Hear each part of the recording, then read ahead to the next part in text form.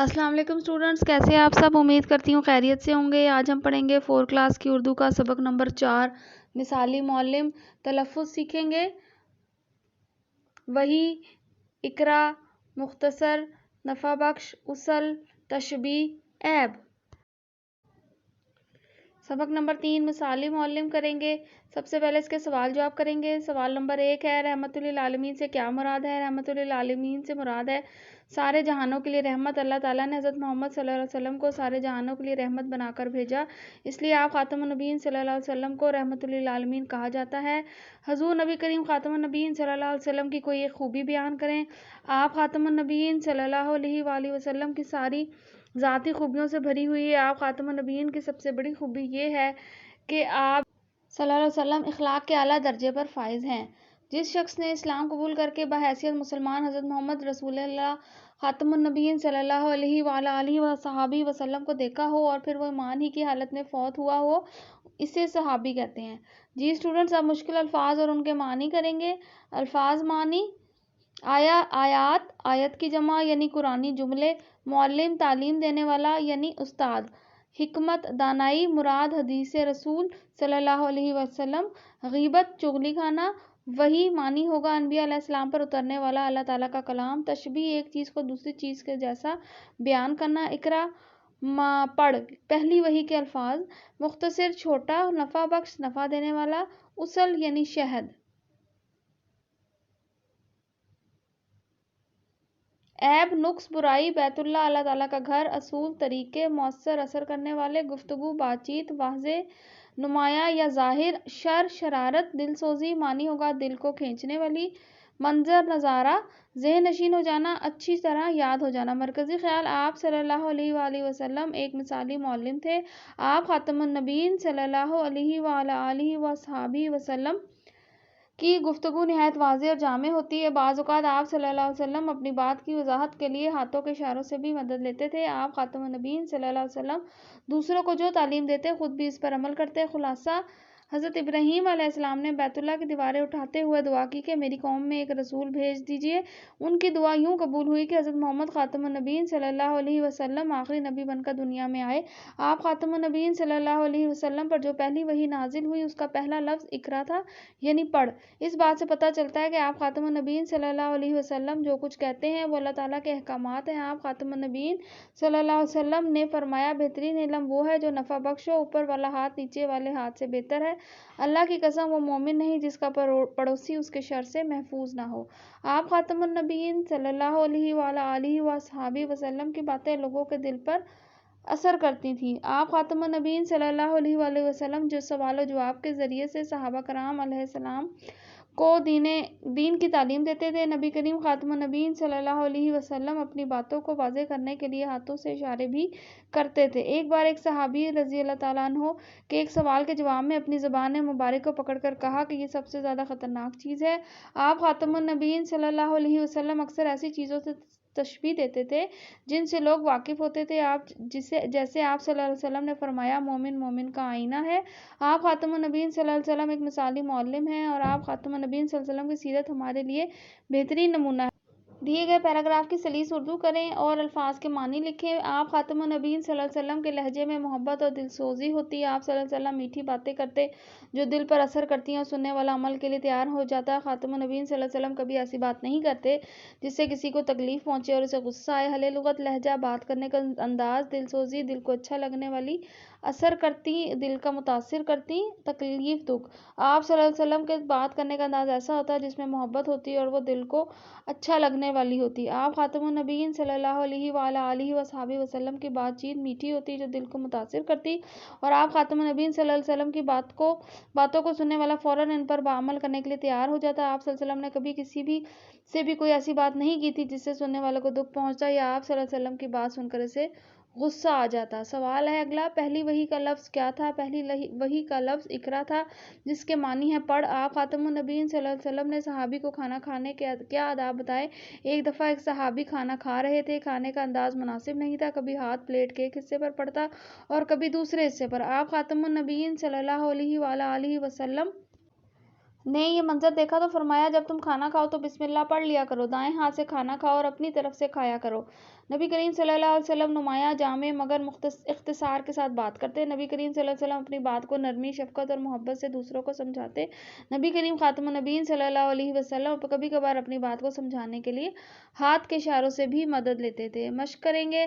سوال نمبر 2، سبق کے مطابق دیے گئے الفاظ کی مدد سے خالی جگہ پر کریں۔ الفاظ ہیں آئینہ، خطرناک، تکلیف، دلسوزی، نفع بخش۔ پہلی خالی جگہ میں آئے گا لفظ تکلیف، نمبر 2 میں آئے گا لفظ نفع بخش، نمبر 3 میں آئے گا آئینہ، نمبر 4 میں آئے گا خطرناک۔ آپ خاتم النبیین صلی اللہ علیہ وسلم کے لہجے میں محبت اور دلسوزی ہوتی۔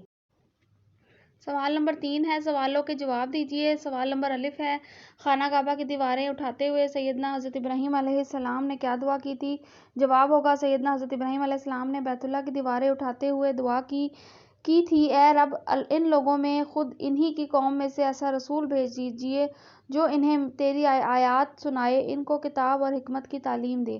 حضرت ابراہیم علیہ السلام کی دعا قبول ہوئی اور انہی کی اولاد میں سے حضرت محمد رسول اللہ خاتم النبیین صلی اللہ علیہ وآلہ وصحبہ وسلم آخری نبی بن کر آئے۔ سوال ب ہے، حضور نبی کریم صلی اللہ علیہ وسلم کی گفتگو کی کوئی خاص بات کیا تھی؟ جواب ہے، آپ خاتم النبیین صلی اللہ علیہ وسلم کی گفتگو میں خاص بات یہ تھی کہ گفتگو کرتے وقت آپ صلی اللہ علیہ وسلم کے لہجے میں محبت اور دلسوزی ہوتی۔ آپ خاتم النبیین صلی اللہ علیہ وسلم میٹھی باتیں کرتے جو دل پر اثر کرتی اور سننے والا عمل کرنے کے لیے تیار ہو جاتا۔ 5 نمازوں کی اہمیت بتانے کے لیے آپ خاتم النبیین صلی اللہ علیہ وآلہ وصحبہ وسلم نے کون سی مثال دی؟ جواب ہوگا، ایک مرتبہ آپ خاتم النبیین صلی اللہ علیہ وآلہ وصحبہ وسلم نے صحابہ کرام علیہ السلام سے پوچھا کہ تم میں سے کسی کے گھر کے آگے نہر بہہ رہی ہو اور وہ روزانہ 5 مرتبہ اس میں غسل کرے تو کیا اس کے جسم پر میل باقی رہے گا؟ صحابہ کرام علیہ السلام نے جواب دیا کہ اے اللہ کے رسول صلی اللہ علیہ وسلم، اس پر ذرا بھی میل نہیں رہے گا۔ آپ خاتم النبیین صلی اللہ علیہ وسلم نے فرمایا کہ یہی حال 5 نمازوں کا ہے کہ اللہ تعالیٰ ان کے ذریعے سے گناہوں کو مٹا دیتا ہے۔ سوال ہے، حضور صلی اللہ علیہ وسلم لوگوں کو سمجھانے کے لیے کون سے طریقے اختیار فرماتے؟ 3 طریقے بتائیں۔ جواب ہوگا، آپ صلی اللہ علیہ وسلم نرمی سے گفتگو کرتے، غصہ والا لہجہ کبھی اختیار نہ کرتے، بات کو بہتر طور پر سمجھانے کے لیے اشاروں سے مدد لیتے، اپنی بات کو واضح طور پر بیان کرنے کے لیے مثالوں سے بھی مدد لیتے اور اپنی بات ذہن نشین کروا دیتے۔ آپ دوسروں کو اپنی بات سمجھانے کے لیے کون سا طریقہ اختیار کرتے؟ میں دوسروں کو اپنی بات سمجھانے کے لیے آسان الفاظ کا چناؤ کرتا ہوں۔ اس کے علاوہ اپنی بات سے ملتی جلتی کوئی بات مثال کے طور پر پیش کرتا ہوں۔ میری بات دوسروں کو سمجھ میں جلدی آ جاتی ہے۔ یہ طریقہ میں نے اپنے پیارے نبی حضرت محمد خاتم النبیین صلی اللہ علیہ وآلہ وصحبہ وسلم کی گفتگو کے انداز سے سیکھا ہے۔ حضور صلی اللہ علیہ وسلم کی زندگی کا کوئی واقعہ اپنے الفاظ میں بیان کریں۔ جواب ہوگا، ایک دفعہ رسول اکرم خاتم النبیین صلی اللہ علیہ وآلہ وصحبہ وسلم خانہ کعبہ تشریف لے گئے۔ عثمان نامی ایک شخص کے پاس خانہ کعبہ کے دروازے کی چابی ہوا کرتی تھی۔ آپ خاتم النبیین صلی اللہ علیہ وسلم نے اس سے خانہ کعبہ کی چابی طلب کی تاکہ آپ صلی اللہ علیہ وآلہ وسلم وہاں نماز ادا کر سکیں، لیکن عثمان نے آپ خاتم النبیین صلی اللہ علیہ وسلم کو چابی دینے سے انکار کر دیا۔ آپ خاتم النبیین صلی اللہ علیہ وآلہ وصحبہ وسلم نے فرمایا کہ اے عثمان، آج تم مجھے چابی دینے سے انکار کر رہے ہو، لیکن ایک وقت آئے گا کہ یہ چابی میرے قبضے میں ہوگی اور میں جسے چاہوں گا دوں گا۔ عثمان نے کہا، ایسا کبھی نہیں ہو سکتا، یہ اس وقت ہو سکتا ہے جب سارے قریش ختم ہو جائیں، یہ ان کی ذلت کا دن ہوگا۔ حضور اکرم خاتم النبیین صلی اللہ علیہ وآلہ وصحبہ وسلم نے فرمایا، نہیں، بلکہ وہ دن قریش کے لیے حقیقی عزت کا دن ہوگا۔ آخرکار فتح مکہ کے موقع پر رسول اکرم خاتم النبیین صلی اللہ علیہ وآلہ وصحبہ وسلم خانہ کعبہ تشریف لائے تو وہی عثمان جس نے حضور خاتم النبیین صلی اللہ علیہ وآلہ وسلم کو چابی دینے سے انکار کر دیا تھا، چابی آپ خاتم النبیین صلی اللہ علیہ وسلم کی خدمت میں اقدس میں پیش کرنے کے لیے حاضر خدمت ہوا۔ اگر آپ خاتم النبیین صلی اللہ علیہ وسلم چاہتے تو اس سے انتقام لے سکتے تھے، لیکن آپ صلی اللہ علیہ وسلم نے نہ صرف عثمان کو معاف کر دیا بلکہ فرمایا، عثمان، اب میں یہ چابی تمہارے سپرد کرتا ہوں اور یہ چابی قیامت تک تمہارے خاندان میں رہے گی۔ حضور اکرم خاتم النبیین صلی اللہ علیہ وسلم کا یہ اعلیٰ اخلاق دیکھ کر عثمان کلمہ شہادت پڑھ کر مسلمان ہو گیا اور حضور اکرم خاتم النبیین صلی اللہ علیہ وسلم کے ارشاد کے مطابق خانہ کعبہ کی چابی اب تک اسی خاندان کے سپرد چلی آ رہی ہے۔ اسم نکرہ اور اسم معرفہ الگ کریں۔ اسم نکرہ جملے باغ، باغ میں بہت رونق تھی. پھول، پارک میں بہت سے پھول کھلے ہوئے تھے. دریا، دریا میں بہت زیادہ پانی تھا. اسم معرفہ کریں گے. مظفر آباد ایک خوبصورت شہر ہے. فرحان ایک ذہین لڑکا ہے. باب خیبر صوبہ خیبر پختونخوا میں واقع ہے. سوالات کریں گے. حضرت محمد رسول اللہ صلی اللہ علیہ وآلہ وسلم کی نمایاں صفات کیا تھیں؟ جواب ہوگا آپ خاتم النبیین صلی اللہ علیہ وآلہ وسلم کی نمایاں صفات میں دیانت اور صداقت شامل تھی. اگلا سوال ہے، آپ خاتم النبیین صلی اللہ علیہ وآلہ وصحبہ وسلم کو لوگ کس لقب سے پکارتے تھے؟ جواب ہوگا آپ خاتم النبیین صلی اللہ علیہ وآلہ وصحبہ وسلم کو لوگ صادق اور امین کے لقب سے پکارتے تھے. ابو جہل نے حضور خاتم النبیین صلی اللہ علیہ وسلم کے متعلق کیا کہا؟ جواب ہوگا ابو جہل جیسا بڑا دشمن اسلام بھی یہ کہنے پر مجبور تھا کہ میں آپ خاتم النبیین صلی اللہ علیہ وآلہ وسلم کو جھوٹا نہیں کہتا، لیکن جو بات آپ خاتم النبیین صلی اللہ علیہ وآلہ وسلم کہہ رہے ہیں میں اسے ماننے کے لیے تیار نہیں ہوں. اگلا سوال ہوگا، کفار اپنی امانتیں آپ خاتم النبیین صلی اللہ علیہ وآلہ وسلم کے پاس کیوں رکھواتے تھے؟ جواب ہوگا آپ خاتم النبیین صلی اللہ علیہ وآلہ وصحبہ وسلم کی دیانتداری کی وجہ سے. کفار بھی آپ خاتم النبیین صلی اللہ علیہ وآلہ وصحبہ وسلم پر اعتماد کرتے تھے اور اپنی امانتیں آپ خاتم النبیین صلی اللہ علیہ وآلہ وسلم کے پاس رکھواتے تھے.